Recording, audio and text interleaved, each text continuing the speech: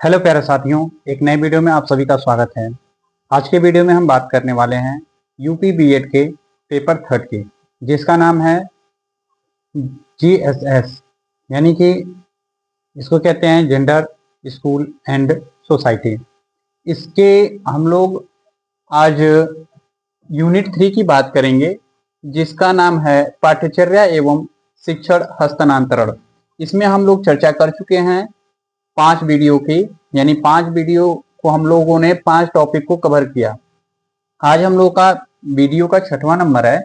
अब इस 6वें number video में हम लोग 6वीं वाली टॉपिक को क्लियर करेंगे, जिसका नाम है लैंगिक भेदभाव के लिए संवेदित क्षेत्र, यानी कि कौन से क्षेत्र हैं जहां लैंगिक भेदभाव होता है। तो चलिए बिना देर के हम लोग वीडियो को स्टार्ट करते हैं। देखते हैं लैंगिक भेदभाव के लिए संवेदित क्षेत्र।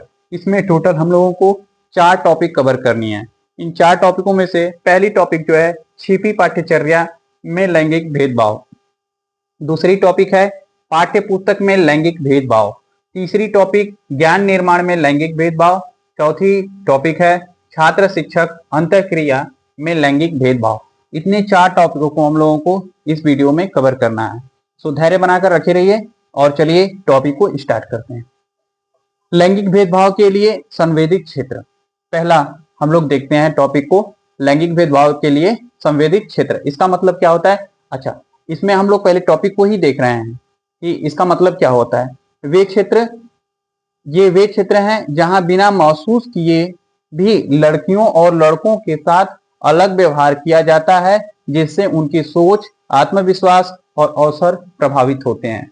यानी कि लड़कों और लड़कियों में भेदभाव जहां किया जाता है उसी को कहते हैं लैंगिक भेदभाव के लिए संवेदित क्षेत्र। इसमें हम लोग पहला टॉपिक देखते हैं छिपी पाठ्यचर्या में लैंगिक भेदभाव। छिपी पाठ्यचर्या में लैंगिक भेदभाव, इसको देखते हैं छिपी पाठ्यचर्या। वह शिक्षा जो किताबों में नहीं लिखी होती, लेकिन स्कूल के माहौल, व्यवहार और अपेक्षाओं से बच्चे सीखते हैं, उसी को हम लोग हिडन यानी कि छिपी पाठ्यचर्या कहते हैं, हिडन करिकुलम। अब इसमें हम लोग देख रहे हैं इसमें भेदभाव कैसे होता है, तो इसको समझिए। लड़कों को नेतृत्व की भूमिकाएं देना, लड़कियों को सहायक भूमिकाएं। नेतृत्व की भूमिकाएं किसको दे देते हैं? लड़कों को, और सहायक की लड़कियों को। यहाँ पे भेदभाव हो रहा है।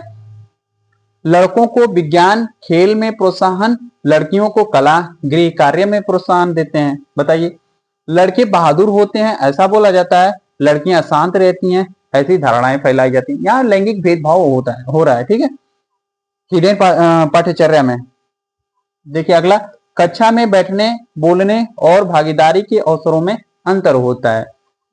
परिणाम क्या निकलता है इसका? लिंग आधारित रूढ़ियां मजबूत होती हैं और बच्चों की क्षमता सीमित हो जाती है। यहाँ लड़की सोचती है कि हमसे भेदभाव किया जा रहा है, जबकि लड़का से भेदभाव नहीं किया जाता है। वही चीजें यदि लड़कों को सहायक के रूप में, लड़कियों को मेन नेतृत्व के रूप में बना दिया जाए तो वहां भी भेदभाव होगा। यानी कि मिलता जुलता मिश्रित होना चाहिए, तब तो ठीक ठाक है। आगे देखते हैं दूसरा टॉपिक, पाठ्य पुस्तक में लैंगिक भेदभाव। पाठ्य पुस्तक में कैसे लैंगिक भेदभाव होता है, ये तो हिडन पाठ्यचर्या में हम लोग देख लिए। यहाँ पे पाठ्य पुस्तक में लैंगिक भेदभाव कैसे होता है इसे देखिए।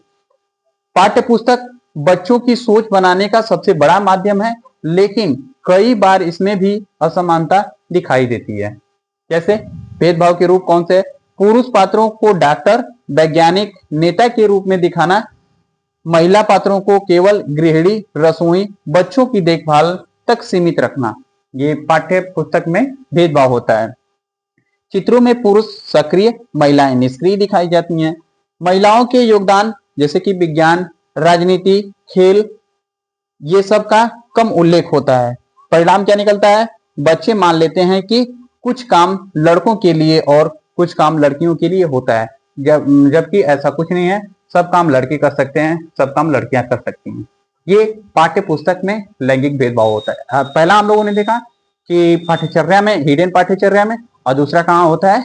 पाठ्य पुस्तक में होता है। ठीक है, अगला देखते हैं नंबर 3 पॉइंट। तीसरा पॉइंट कहता है ज्ञान निर्माण में लैंगिक भेदभाव। ज्ञान निर्माण में लैंगिक भेदभाव, ये ज्ञान निर्माण में कैसे होता है? यह वह स्तर है जहां यह तय होता है कि कौन सा ज्ञान महत्वपूर्ण है और किसका योगदान मान्यता पाएगा। इसमें कैसे भेदभाव होता है? इतिहास में पुरुष नायकों का अधिक उल्लेख, महिला नायकों का कम उल्लेख देखने को मिलता है। यहाँ पे ज्ञान निर्माण में लैंगिक भेदभाव किया जा रहा है। दूसरा, विज्ञान में महिलाओं के आविष्कारों को कम महत्व दिया जाता है, जबकि पुरुषों के आविष्कारों को ज्यादा महत्व दिया जाता है। अगला, सामाजिक विज्ञान में पुरुष केंद्रित दृष्टिकोण होते हैं, जबकि महिलाएं केंद्रित दृष्टिकोण नहीं होती हैं। ये ज्ञान निर्माण में लैंगिक भेदभाव हो रहा है। पाठ्यक्रम बनाते समय महिलाओं के अनुभवों को शामिल नहीं किया जाता है, जबकि पुरुषों को किया जाता है। परिणाम इसका क्या निकलता है?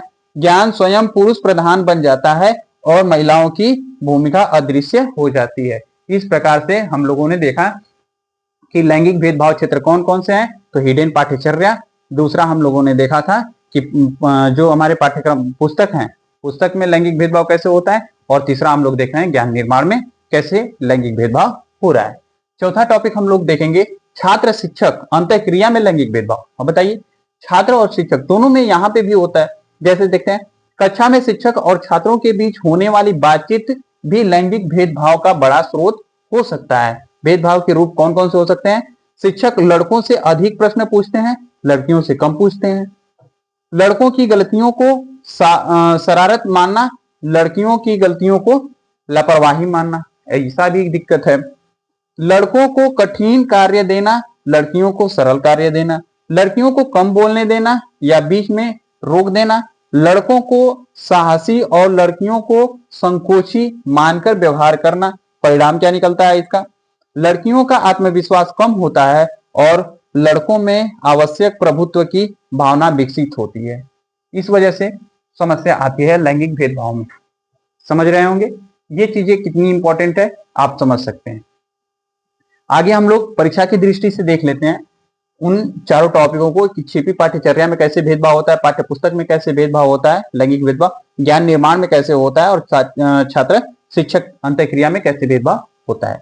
इसको देखिएगा, भेदभाव का रूप और इसका प्रभाव क्या होता है। छिपी पाठ्यचर्या में व्यवहार, अपेक्षाएं और भूमिकाएं, यहां पर भेदभाव किया जाता है छिपी पाठ्यचर्या में, जबकि इसका प्रभाव क्या पड़ता है? रूढ़ियां मजबूत होती हैं।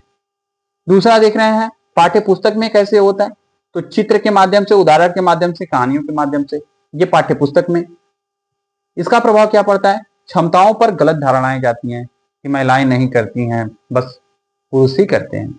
तो यहाँ पुस्तक के द्वारा लैंगिक भेदभाव किया जा रहा है। ज्ञान निर्माण में जैसे कि इतिहास हो गया, विज्ञान हो गया, सिद्धांत में असमानता, महिलाओं के योगदान को कम दिखाया जाता है, जबकि पुरुषों के योगदान को ज्यादा दिखाया जाता है। इससे प्रभाव क्या पड़ता है? तो महिलाओं का योगदान अदृश्य हो जाता है, महिलाएं हतोत्साहित हो जाती हैं, समस्याएं आती हैं। फिर उसके बाद छात्र शिक्षक अंतःक्रिया में कहाँ समस्या आती है, कहाँ भेदभाव होता है? तो व्यवहार में, अवसर में और प्रोत्साहन में। व्यवहार, अवसर और प्रोत्साहन में भेदभाव देखने को मिलता है। इससे प्रभाव क्या होते हैं, या फिर इसका प्रभाव क्या पड़ता है? आत्मविश्वास लड़कियों का कम होता है और अवसरों में अंतर देखने को मिलता है। इतनी चीजें हैं हम लोग के इस लैंगिक भेदभाव के लिए संवेदी क्षेत्र में शामिल है, जो कि बहुत इंपॉर्टेंट है। देख रहे हैं कि ये इकाई 3 के 6वें पॉइंट में दिया गया था। इकाई 3 का नाम था पाठ्यचर्या एवं शिक्षण हस्तांतरण। इसमें लैंगिक भेदभाव के लिए संवेदी क्षेत्र बताए गए हैं। इसमें हम लोगों ने टोटल 4 टॉपिक देखा कि छिपी पाठ्यचर्या में कैसे भेदभाव होता है, पाठ्य पुस्तक में कैसे होता है, ज्ञान निर्माण में कैसे होता है, उसके बाद छात्र शिक्षक के अंतःक्रिया में कैसे भेदभाव होता है। उम्मीद करते हैं कि आपको अच्छे से समझ में आया होगा। ये वीडियो कैसी लगी आपको, आप कमेंट के माध्यम से मुझे जरूर बताएं, ताकि मैं और आगे अच्छे से बता सकूं, समझा सकूं। तो इस वीडियो में इतना ही रखते हैं। So thank you for watching this video.